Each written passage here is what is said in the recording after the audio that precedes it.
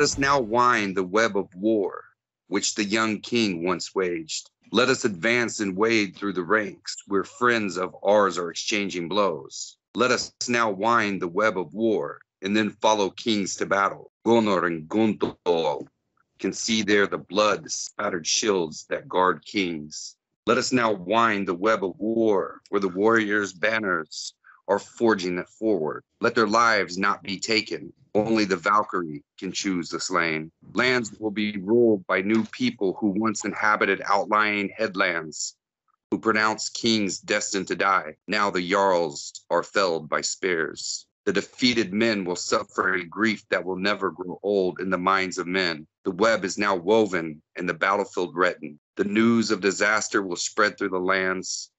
It is horrible now to look around as a blood-red cloud darkens the sky. The heavens are stained with the blood of men as the Valkyrie sing their song. We sang well victory songs for young kings.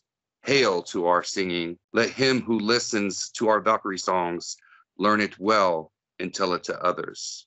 Welcome to the Sacred Stew. I'm your host, James, and this is my co-host, Anthony. And tonight, I'm really excited about our conversation, Anthony, because we're going to dive into this Silver Age, kind of pick up where we left off in the last couple episodes and tie it all together to forge forward through the stories that have been handed down to us and keep to the timeline of events that we've been talking about through the last 6 episodes. Yeah, I'm excited too. The Silver Age is where things really start to get interesting and pick up. I had a little bit of feedback on our episode last week. I did want to share a little bit about, when we were talking about the 3 gifts that Heimdall had given, the runes and the fire auger and the sheaf of grain. Yeah. One of my kinsmen named Kyle, he actually had suggested that fire auger went to the thralls and that the sheaf of grain went to the Carl class. And of course, the Jarls received the runes, right? And his thoughts were that the thralls' gift to Pig was bread. And he said that equals fire, as it's a representation of their primal intellect at that time. Then he said that the Carl's gift was the calf's flesh, which they had boiled. And he said that it equaled grain, as it was a symbol of their evolution into agriculture at that time. And that the Jarl's gift was a mill served with silver utensils, which he suggested equals the runes and how to lead civilizations. Each family welcomed Rigged in their house with food and fire.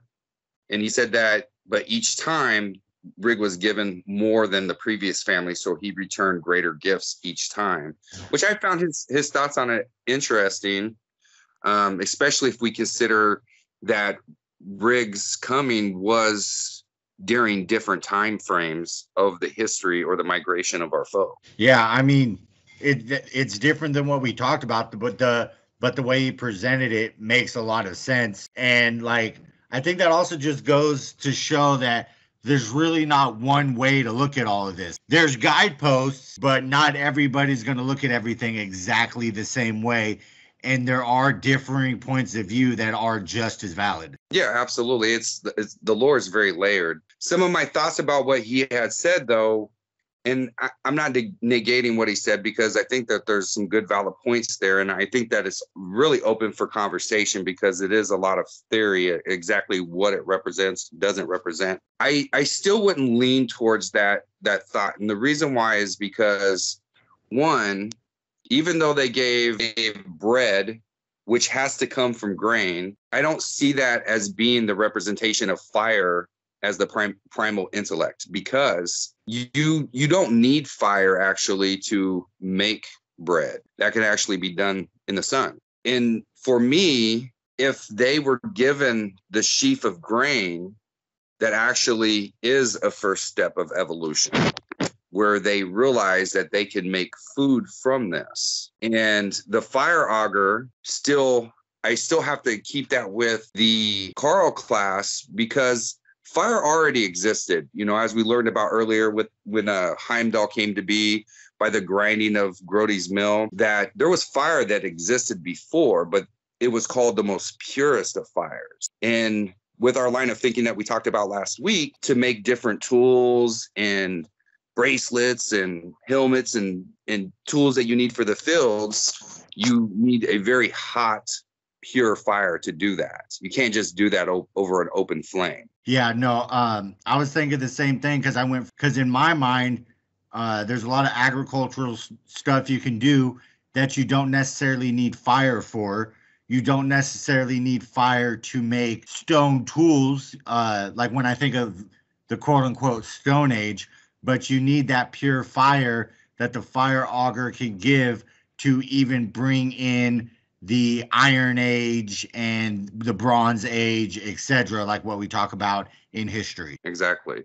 It's an interesting thought, though, and I'm sure that there's probably other people out there that have other ideas on exactly what these tools represent. But I thought I would add that commentary there because I thought it was worth it in talking about, and at least, you know, maybe somebody else out there will have other ideas about it as well. Yeah, or maybe we put it out there and somebody else is able to give a more in-depth explanation or thought on it after they sit on it for a little bit. So, did you, I know every week we do, I always ask you, do you have anything that you wanted to kind of recap about last week? Any more thoughts or things that you wanted to add to the conversation before we kind of move along in the story here? Honestly, as far as the soul complex goes, I really do think we laid everything out that we could. I don't have anything of value to add on to at this point. That episode kind of hit me. Yeah, it was really deep. All right, well, I don't really have a whole lot to add on to that because I think the things that we discussed tonight and in future episodes will continually build the concept of our soul and its importance over time. You know, I think we laid the fundamentals of the metaphysics of it really good last week, but let's go ahead and move along. So we have Rig that came, and we talked about him coming because Golvig Hyde was spreading mischief among men, breeding with them, corrupting their souls, corrupting their beings. And the gods decided to send one of their own to man to teach them the proper way to be connected with the Godin and follow the laws of order.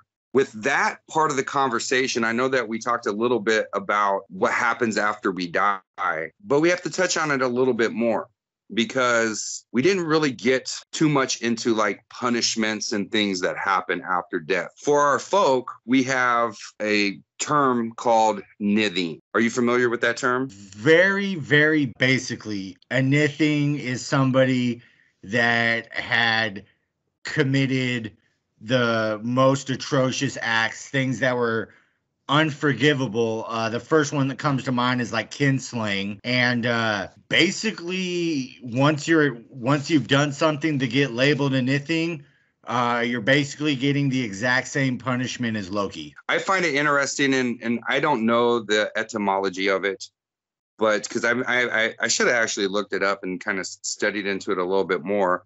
But I've always just had this thought about the word nithing being very close and similar to the word nothing. And perhaps that is where the word nothing comes from, that a nithing is a nothing. It's lacking a substance to its soul or to its being. Yeah, I mean, I've definitely thought about that too, how close it is to the word nothing. And the word thing, as we know, means like an assembly of different parts or pieces or substances. I just always found that correlation striking to me.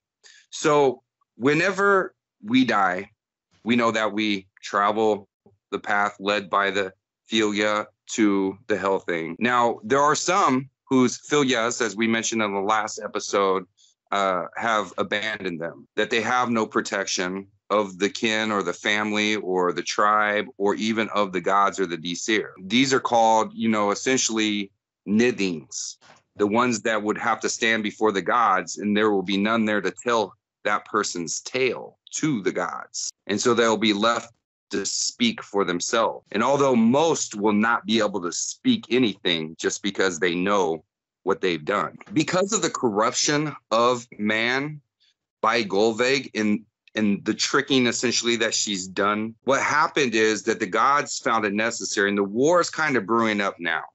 Things are starting to get tense. The gods are starting to figure out what's going on here. Whenever they destroyed Ymir, or sacrificed Ymir, the home of Thursard, or the Jotun, was destroyed in Niflhel. Now, the gods decided upon that destruction, there formed another home, which they called Niflheim or Niflhel. It's really kind of the same thing.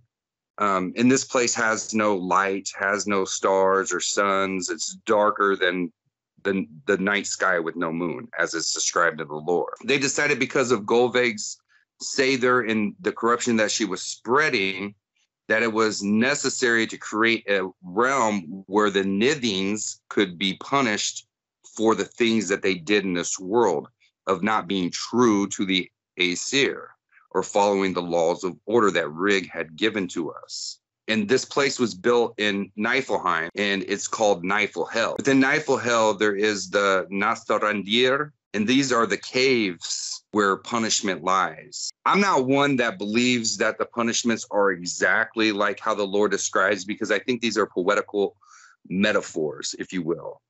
And when I've studied it and looked at it, it seems to really be describing punishments or torments where your soul is stripped of things, because the Lord describes our souls of the ones that go to Niflhel as being like birds. And here we go again with that word bird. And if everybody remembers, in the last episode, I had mentioned how anytime birds are mentioned, it almost always has to deal with the soul. So the Lord itself describes those that go to Niflhel as like scorched birds with no feathers that fly around just lost like gnats. The way that I see it and the way that I have interpreted it is that they go to a place that essentially consumes them. I've kind of come to that kind of same understanding myself, reading around. Like, once you've actually done something so atrocious to get labeled a neath, essentially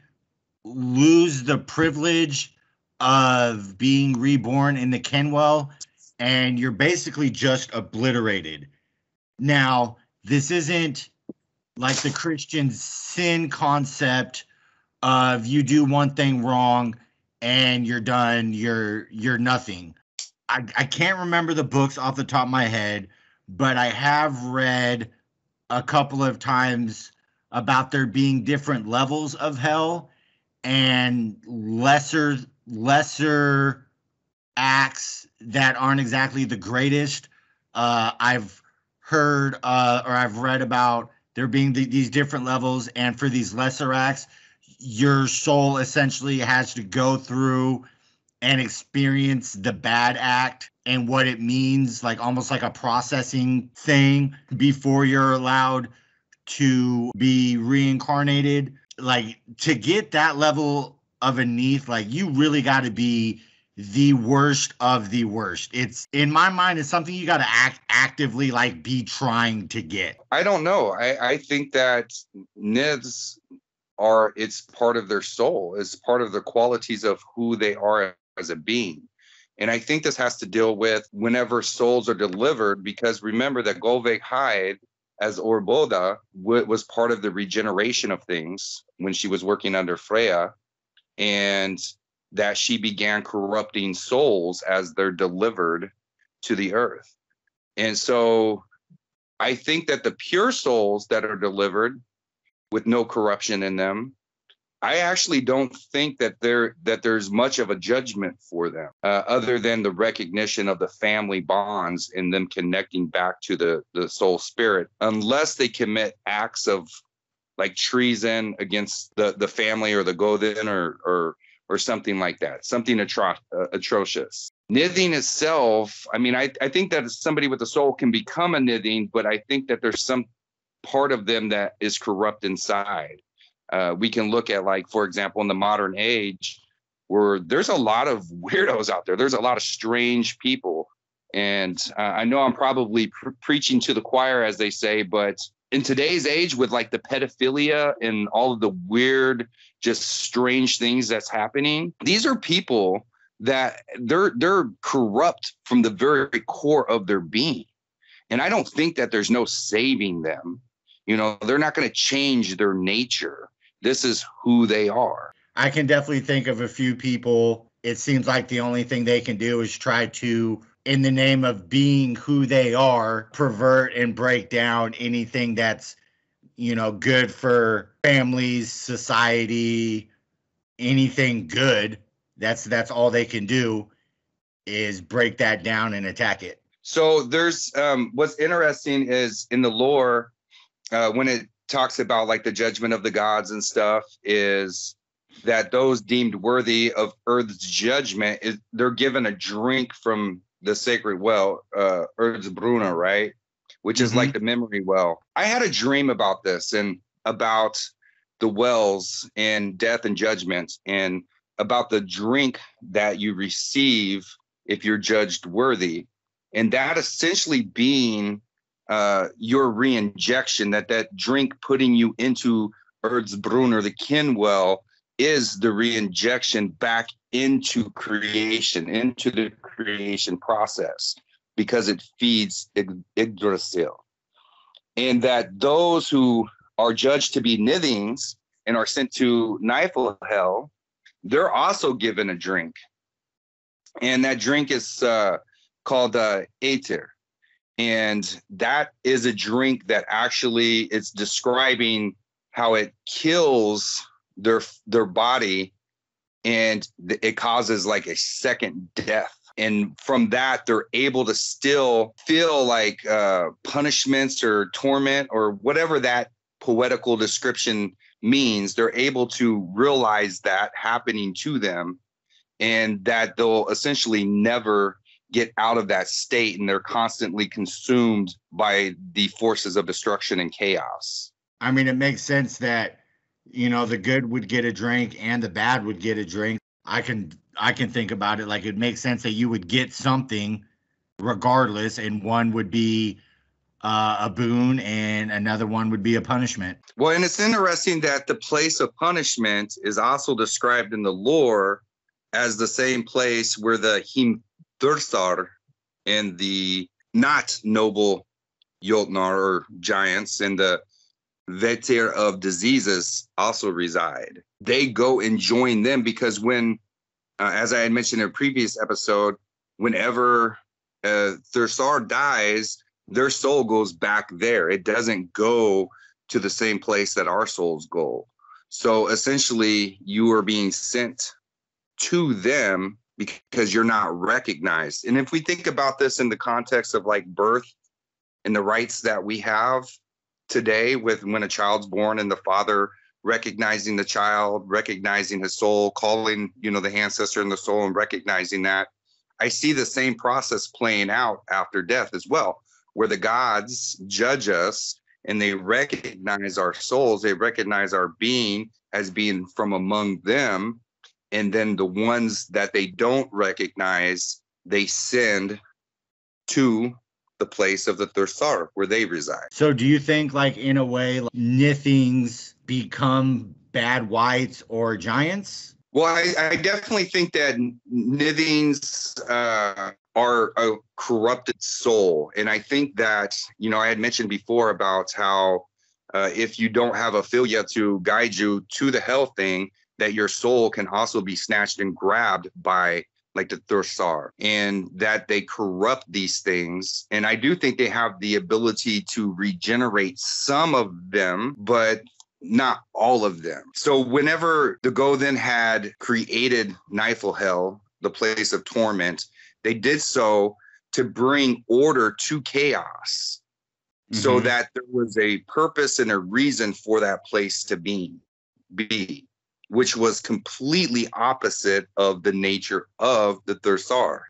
So I just took a second while you were talking, and I actually looked up the definition of Nithing. This is Colin's website. So there's 3 nouns and 1 adjective. So the 2 nouns are 1, a villain or coward who breaks a code of honor. 2 is Norse mythology, a malicious creature of Norse mythology, and three, a person who is miserly or stingy. I mean, when I think about a villain or coward who breaks a code of honor, somebody that, breaks their bond to their king or the god, being miserly or stingy, like that's the absolute opposite of, being hospitable and being generous, being the worst type of selfish. So That's almost like somebody that doesn't share with the clan, with the tribe, somebody who has withhold their power or benefit from the tribe in some way.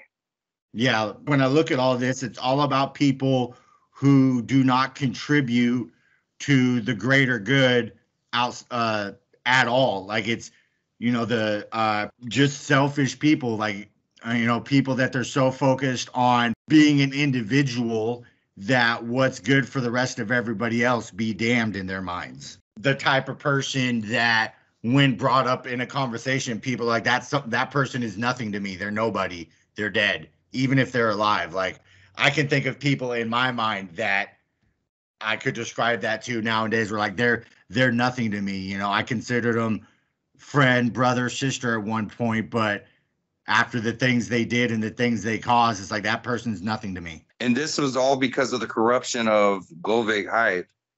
And it was because of this corruption that not only did the gods create and form and give order to Niflhel and a purpose for it, but it's also because of this corruption that they began fortifying Asgard as well, because they realized that essentially war was coming.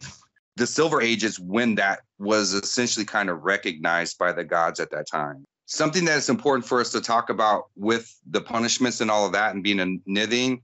So there was very specific things that would cause a person to be judged to be a nithing. Somebody who wasn't true or honest with their words, somebody who killed a kinsman, somebody that essentially cheated on their husband or wife, if somebody defiled a sacred place of worship, if somebody was to go and defile like graves where people were buried, treason, selling out your own kin, and just essentially being malicious. Are we not going to throw in Loki worship in this? Well, I think that falls into treason, doesn't it? Yeah. I mean, I would give the slight caveat to new people that are uneducated and don't know. There being for lack of a better term, saving grace. But once you know and you continue to turn the other way, then yeah. Which brings us back to the story and the timeline here, because now we've touched a lot on the soul, Rig coming, and how this works. And important to understand, along with that, is some of the backstory that's happening with the gods, how Rig came into this, and as well as Frey and Alfheim. So pretty much Gotland was being ruled over by Gothi, who is also Jarl, who is the Jarl of the Skoldungs, whom we talked about being one of the sacred bloodlines of Rig. That's where that bloodline originates from. And these Jarls, they resided in essentially the land, what is now called Denmark. But in those days, it was known as Gotland, or the God's land, or Odin's land, right? After Jarl passed, Konr inherited this land from his father after his father's death. Now, while this is happening, do you know who Ivaldi is? Ivaldi, he was a dwarf, and he was like one of the greatest, if I remember, because most dwarves were called the sons of Ivaldi, if I'm not mistaken. Oh yeah, the Ivaldi and his sons, they had they had made a pact with the Gothen to protect certain aspects of nature and regeneration, and also to guard Jotuns from coming over and and causing chaos and mischief in Midgard, right? They protected essentially Vergamer and the regions around that from anything that was dwelling in Niflheim. You know who his sons were? Wasn't it Brock and his brother? I'm drawing a blank on the name. So Voland, Egil, and Slagfinn Okay. were the sons of Ivaldi. The sons of Ivaldi had sworn to protect and guard the Midgard and the other realms from the Jotuns in Jotunheim. They were given a task of protecting Freyr and raising him. Ivaldi raised Freyr essentially, and his brothers helped look after him and teach him as well. Part of their duties were to not just protect, but also to create things that would help and benefit the regeneration of things in the world. How much do you know about the story of Volund? If it's the story I'm thinking of, him and his two brothers fell in love with Valkyries. After a period of time, all three Valkyries fly away. Two of the brothers chase after them while Volund stays. Eventually, a king comes and captures Volund, slices something so he can't walk, and Volund gets his revenge by killing the two of the king's sons and impregnating his daughter before he makes some wings and flies away. All right, so you know a good part of the story. We're not going to go that far yet tonight, but it's good. You know the backdrop to who Volund is. And Volund's actually a very interesting character in our lore because there's actually graves in England that portray Volund. And he's clearly associated in many grave sites with some sort of aspect of death. And people recognize this at some point. And hopefully, as we're going through all these stories, we'll be able to shed a little bit of light on his importance in regard to the death process and what he does. But so Volund and his brothers end up marrying their sisters, right? Mm-hmm. And this allowed them, united by their family ties, to defend the welfare of Yggdrasil and provide all of the inhabitants of Midgard with regenerating crops each year. So you obviously know the story of Volund, as you kind of recounted quite a bit of it a moment ago. But part of that story is also where he's creating those golden rings. And we had talked a little bit last week about how those golden rings represented the authority of regeneration. Volund falls in love with his sister, Idun, right? Mm-hmm. And together they have a daughter that's whom Skadi is born from, or some people say Skadi. So Skadi travels on skis and carries a bow and hunts. She's also called Ondorguth or Ondordis because later on she becomes a part of the tribe of the Aesir. Now, of the three sons of Ivaldi, Volund spends most of his time in his smith, where he's forging divine treasures and powerful gifts that will help protect and continue creation, right? He also learns how to brew, and he brews holy mead, and he benefits essentially all of creation because he had sworn an oath to the Aesir. His father, Ivaldi, was essentially the adopted father of Freyr, because Freyr was sent to Alfheim. While it was his duty to safeguard, the other realms in Midgard and Vergamer, most of his time was spent doing other things. So it was really up to his brothers at that time to guard that space. I don't know. Have you heard the story about how Odin sent Thor to the giants to be raised among them? No. We get into a little bit of Victor Rydberg with this, where he had written about essentially Odin sending Thor to be raised among the giants, and that his foster parents realized the power that Thor had, and that realized one day that he would destroy and kill them, right? Mm-hmm. So they plotted and planned to try to kill Thor, but he realized it and he ends up slaying them. So we know, like, from the stories of the travels of Thor, how he would always go to Jotunheim. The people he would always travel with, like Egil and his wife. Yeah. So he would constantly go there. He would go have a meal with Egil and Groa, who is the wife of Egil. And they would feast upon fish and all sorts of divine delicacies. But also we know the story about Thor. He would eat his goats as well, and then the next day he would be able to raise them back up whole, right? So I have to take a moment and stop there, because there's two important points for people to pay attention to with these stories. One is, any time that the Lord is talking about a god eating something, it is telling us the offering to make to that god. Anytime that the Lord is telling us that the god is eating something before doing a specific act, it is telling us what to offer to the god for certain types of acts for that god to do. So I don't want to get to the whole story about Thor and the goats yet. I'm sure you know that Egil had adopted Thialfi in Rospa.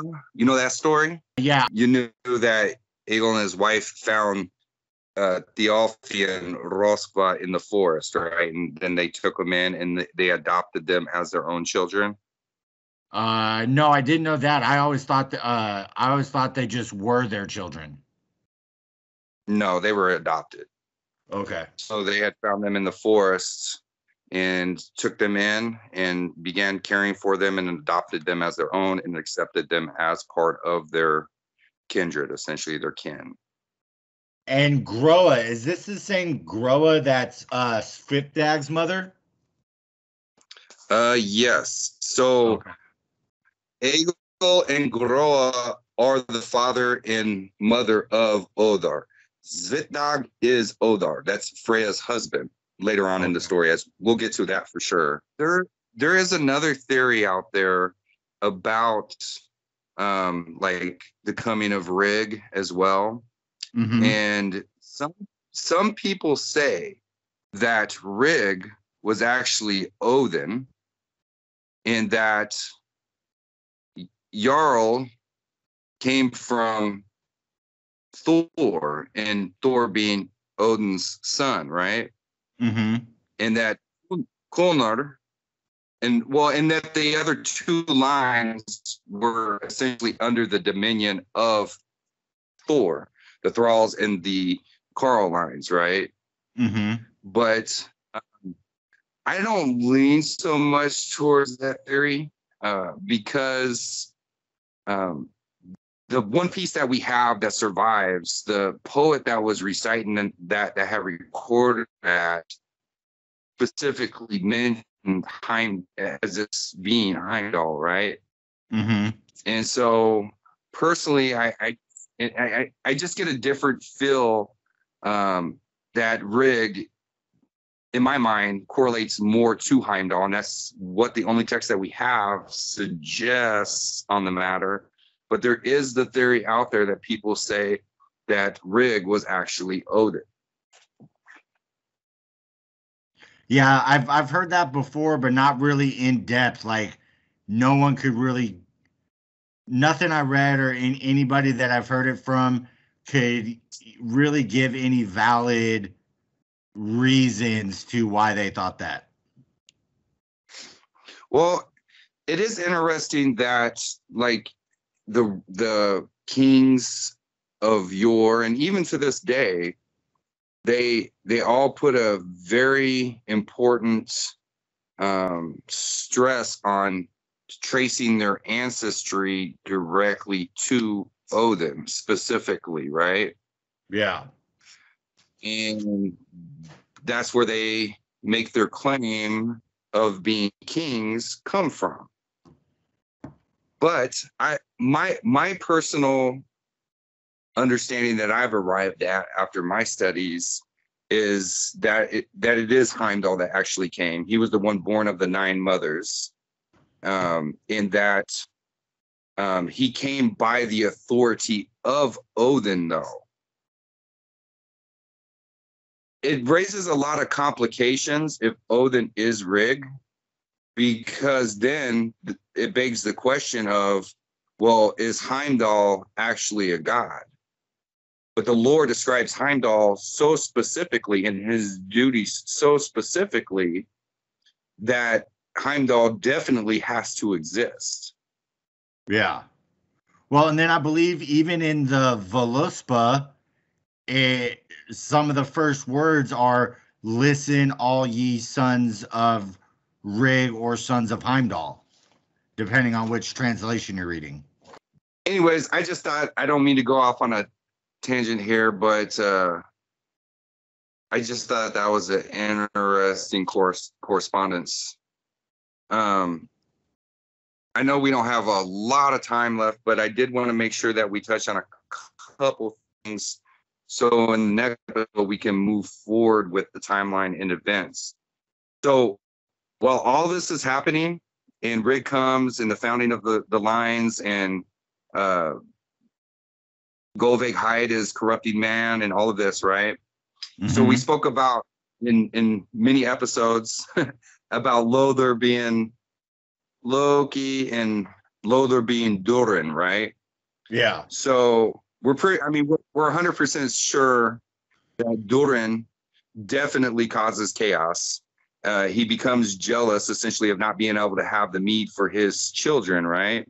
Yeah. And we know from the lore that those essentially dark elves were not allowed to drink from the mead, which gives us a close association of Durin and Lothar, essentially his progeny, his children, not being allowed to drink of this. So what ends up happening is Durin becomes very, very jealous of the mead not being able to be given to his kin. And I would throw in there that it is Lothar, and he's jealous because of Odin's excelling in the tutelage of Mimir. And essentially, Durin has 2 children, one of which, Fjalar, who ends up stealing the mead. And so he takes the mead to a secret location. And now this is when we start getting into really interesting details, because Mimir realizes, obviously, some of the mead had been stolen. And he confronts Durin about this. And Durin tries to defend his son Fjalar for taking the mead, but he had instructed him to hide it where nobody could find it.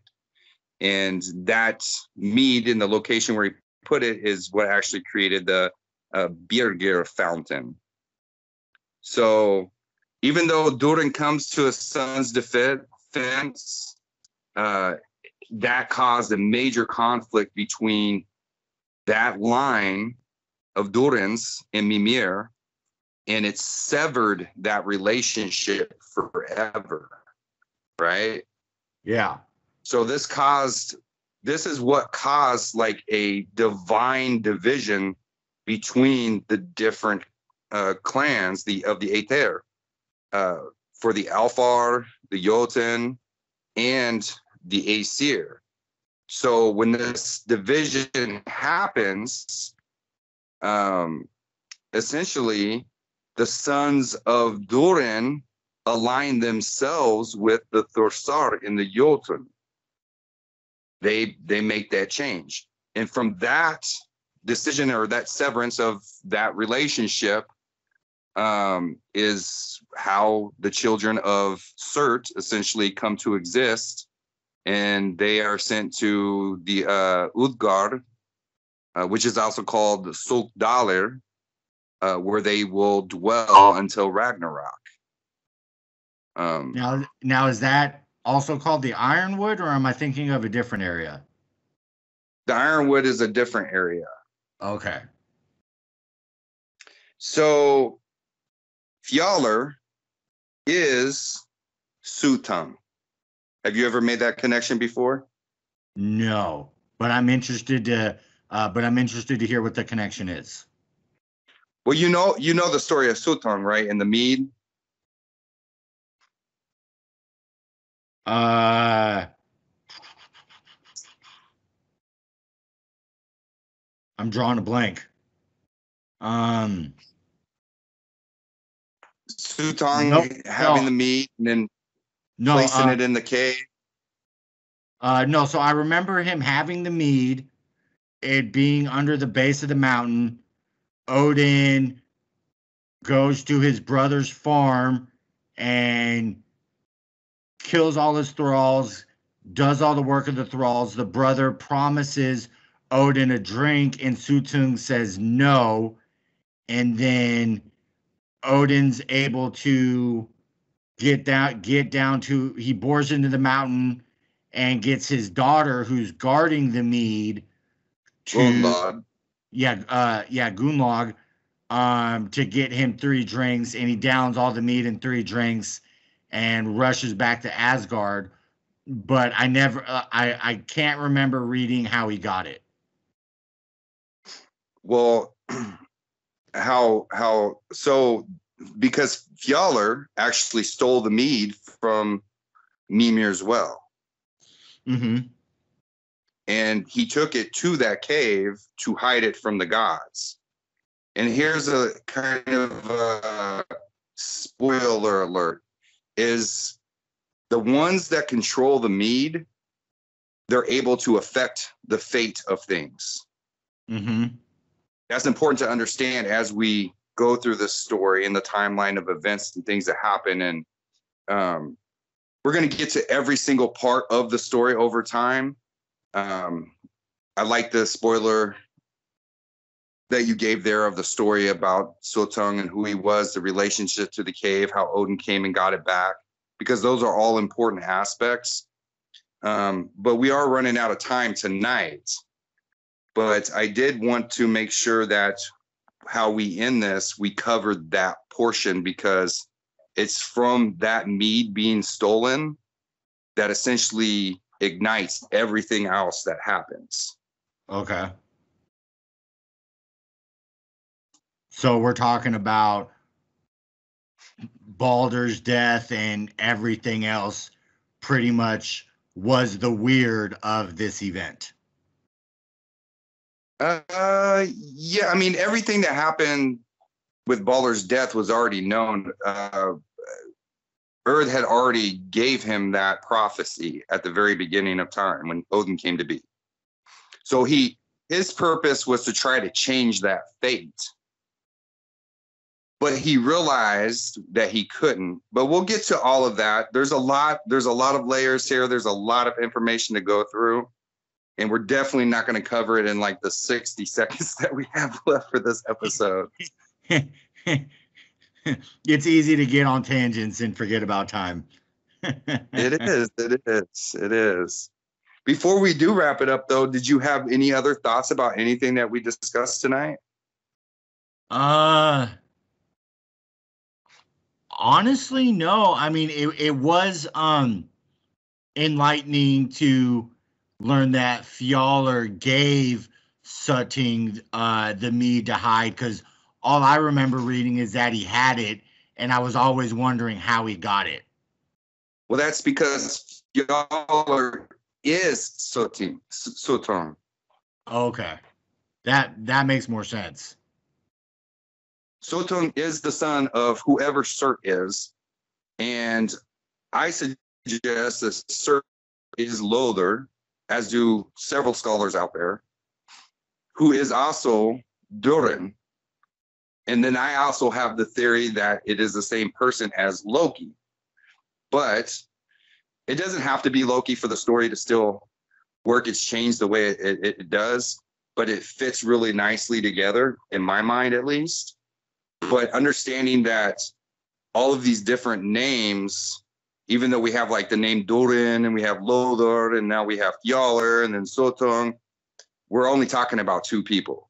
Fjalar, who is Sotong, who is the son of Durin, and Durin is the same person as Lodor, who is Surt.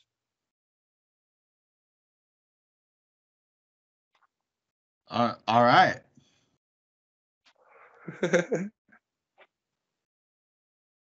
I got lost. I got slightly lost there for a second, but I think I got it.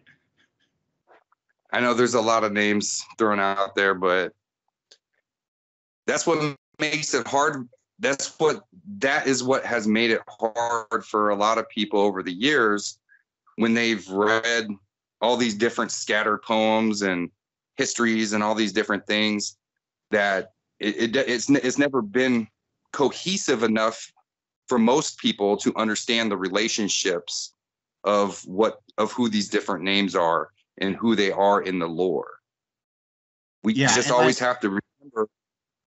I was just going to say, having it all in one place, like, I mean, we see that Odin has different names, Frigga has different names, and as we bring more stuff together, we're able to easily start seeing that a lot of beings, they have more than one name. And once we get all these together and we tie them together, we can start better understanding that, who's who and what they mean.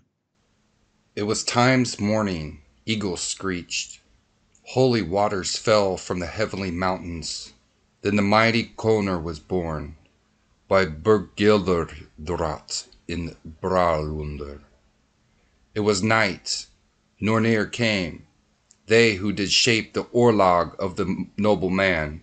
They proclaimed him best among the Buthlungar, foremost among the Skolding, and most fame among the princes. With might they twisted the Orlagdater, so that he will settle burgs in Bralundr. They arranged the golden thread and fastened it directly beneath the moon's hall. In the east and west they hid the ends the Jarl should rule between there. Neary Mimir's kinswoman set one thread northward and bade it to hold forever. There was one cause of alarm to the Ylfingr, and also for her who bore the loved one. A hungry raven cawed to another raven in the high tree. Hear what I know.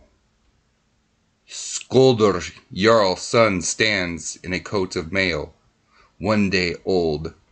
Now the day has come. His eyes are sharp, like those of the Hildingr. He is a friend of wolves, and we shall thrive. My name is Anthony. My co-host is James. This has been The Sacred Stew. Y'all have a good night.